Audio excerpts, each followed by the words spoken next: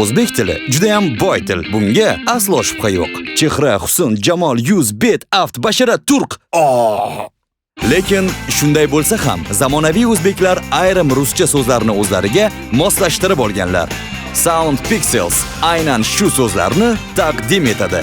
Faqat bizda пряник, перянни, мультфильм, мультфильм, зажигалка, жажигалка, шашлык, шашлик, мясорубка, мясорубка, артист, артист, закуска, закуска, директор, директор, кабель, кабель, батарейка, батарей, мармелад, мармелад, галоши, kalish, зонтик, зонту, medsestra, misestra.